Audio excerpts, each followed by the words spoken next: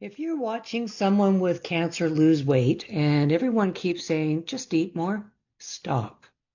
Eating more usually isn't the answer. The problem often starts long before appetite even changes. Cancer itself ramps up the body's nutrient demands, pulling from reserves faster than normal, which also stresses the systems that control taste, smell, and hunger. I know this because I lived it where I didn't just lose interest in food. I completely lost the ability to eat. And it started quietly with, less food noise than normal. And then everything started to taste metallic, bitter, or just, off. Smells began to trigger nausea. Meat became just grossly unbearable. Sweet flavors disappeared, and food just didn't feel neutral or comforting anymore. It actually slowly turned into my enemy. Sound familiar?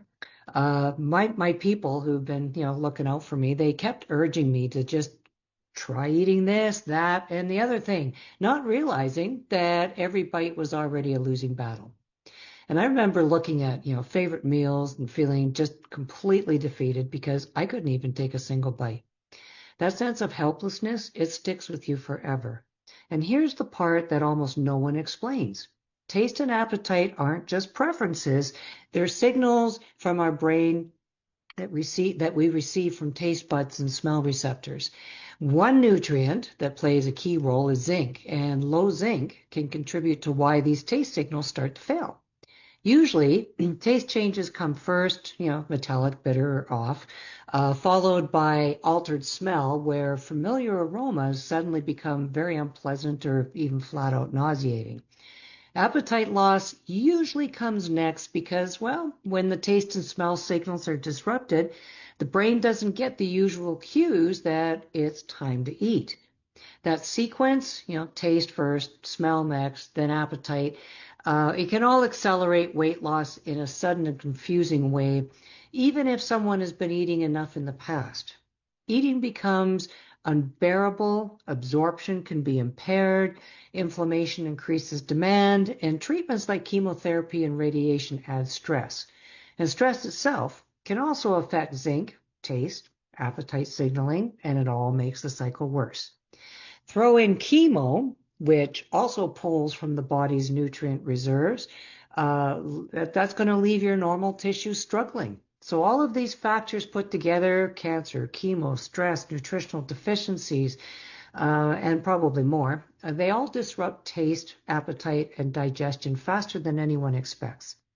And lab work isn't always going to tell you the full story either, because illness can shift how zinc shows up in blood work. So the results might not reflect what's really happening at the tissue or cellular level. Even normal labs don't guarantee that appetite signals are functioning properly. And this sets up a vicious cycle because food tastes bad, so intake drops, nutritional status worsens, appetite signals weaken even further, and muscle loss or wasting syndrome, fancy way of saying that is cachexia, it all accelerates. Now, from the outside, it might look like someone isn't trying or maybe they're throwing in the towel when in reality, their body is overwhelmed and the signals are broken. For those who can still tolerate some foods, there are ways to support zinc intake. You can Google that foods that are high in zinc, and it's going to give you examples like pumpkin seeds, oats, lentils, mushrooms, miso broth.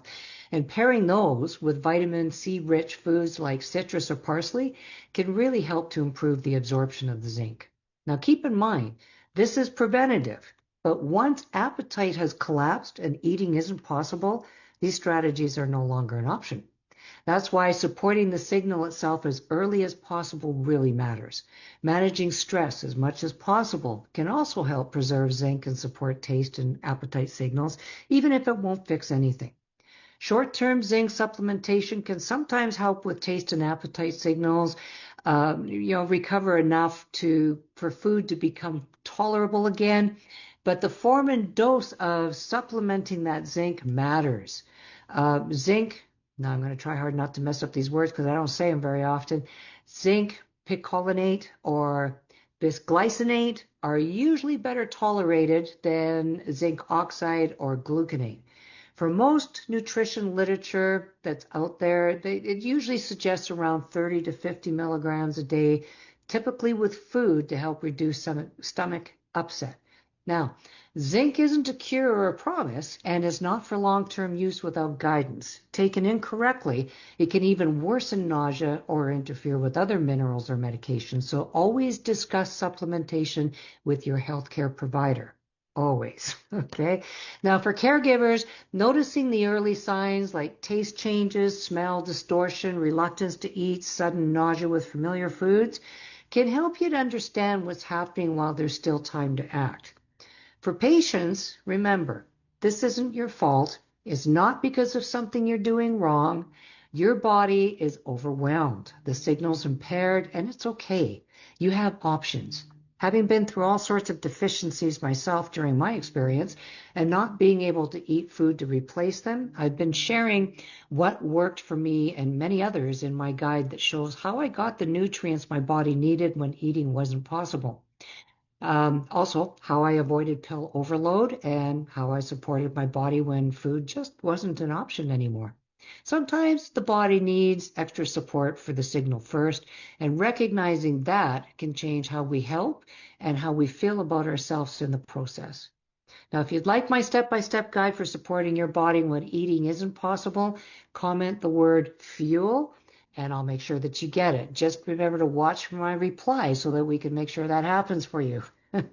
Okay. Also, if you like information like this, feel free to follow me. I have 2 pages, one on Instagram called Cancer Nutrition Support and one on Facebook called Sippable Solutions. I'll put the links in my description here for you so you can track me down that way. And I think that wraps it up. So thanks, everyone. Make it a great day, and I will see you next week. Okay, bye for now.